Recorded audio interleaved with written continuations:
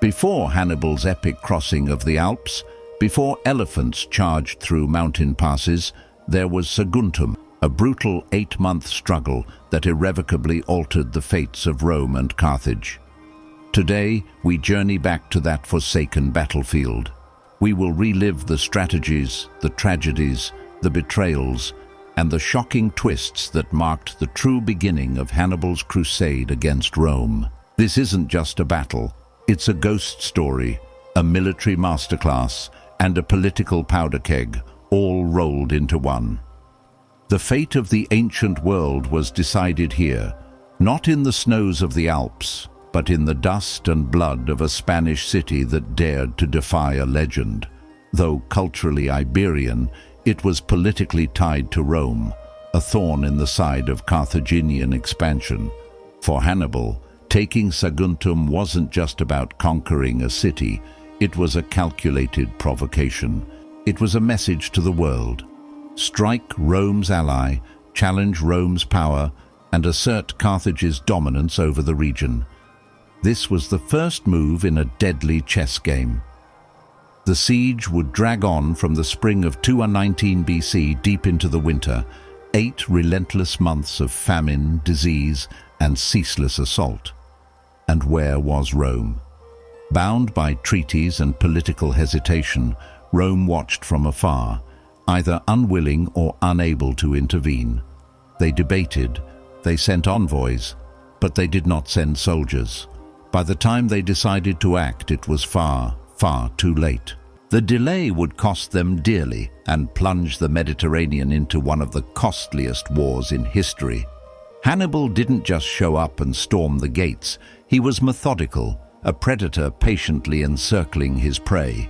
He established fortified camps around Saguntum. He deployed massive siege towers that loomed over the walls, relentless battering rams that pounded at the stone day and night, and sappers, expert miners who tunneled beneath the city's defenses, aiming to collapse them from below.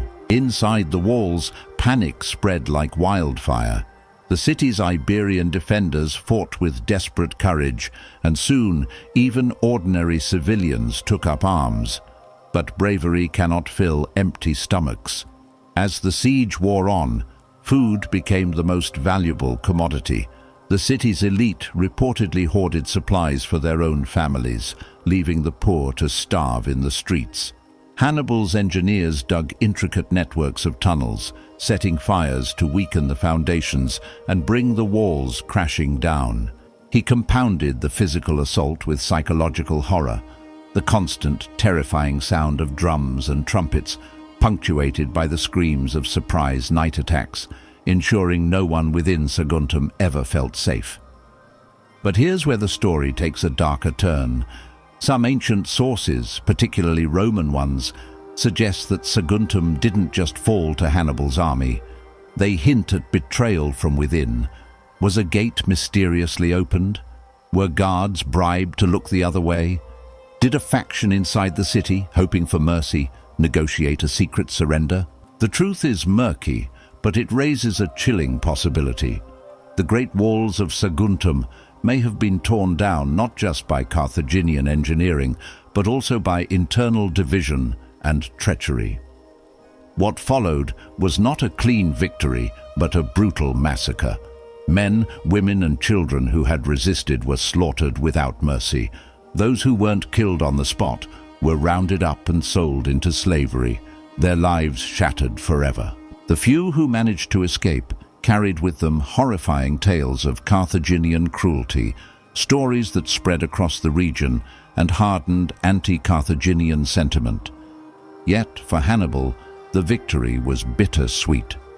The 8-month siege had exhausted his troops and drained his resources. He had won the battle, but at a significant cost. He couldn't simply ride the momentum into Italy as he might have hoped.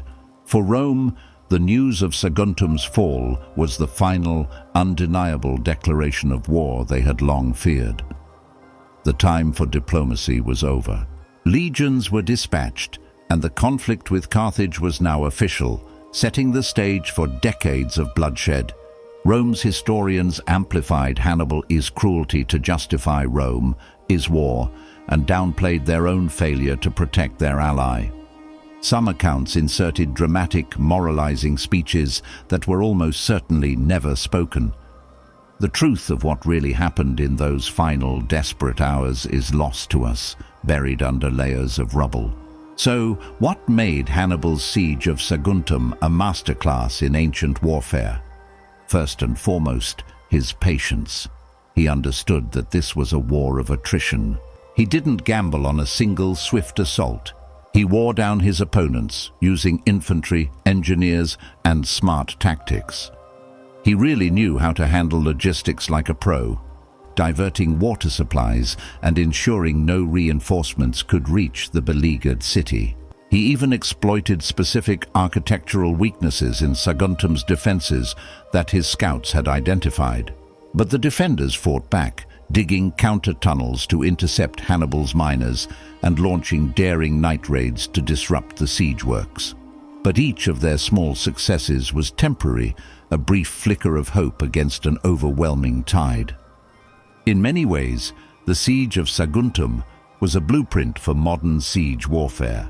It was a brutal lesson in the importance of logistics, attrition, and morale, tactics that would be seen again and again throughout history, from the siege of Masada to the fall of Constantinople and beyond. The fall of Saguntum shaped the course of history far more than it's given credit for. It was the event that officially triggered the Second Punic War and gave Hannibal the grim momentum he needed to launch his legendary invasion of Italy. But the silence surrounding Saguntum today is just as telling. Archaeologists are still debating the exact location of the main settlement and the physical evidence of the siege. But no single discovery has definitively confirmed the dramatic accounts left by historians like Livy and Polybius. Saguntum also serves as a powerful cautionary tale. A siege does not truly end when the walls fall. The ghost of Saguntum is a reminder that the true cost of war is measured not just in lives, but in the stories that are lost and the histories that are erased. So why is this pivotal event, this crucible of war, so often forgotten, while battles like Cannae or Zama are staples of history classes? The simplest answer is that Rome ultimately won the war. In the grand narrative of Roman triumph, the failure to save Saguntum was an inconvenient detail, easily folded into the larger story of Hannibal's eventual defeat. His spectacular march across the Alps, complete with war elephants, created a legend so powerful it simply overshadowed the bloody prelude that took place in Spain. But the story isn't over. Beneath the modern towns and quiet hills of Iberia, there is immense, untapped archaeological potential. Imagine what we could learn. What if we found a mass grave of the city's defenders, or letters written by citizens trapped inside? What if we uncovered fortified traces that prove exactly how the walls were breached?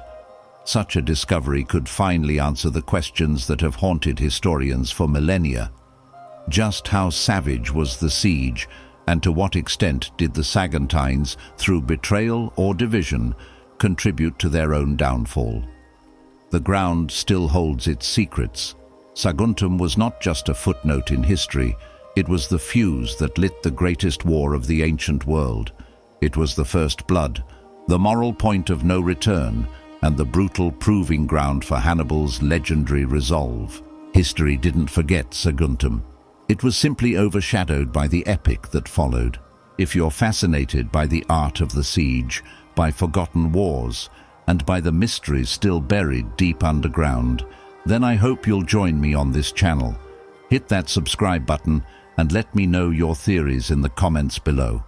Was Saguntum betrayed from within? Was the horror of the final assault exaggerated by Roman propagandists? Do you think we could one day find its bones? Let's continue digging up these incredible stories from the past together. Thank you for watching.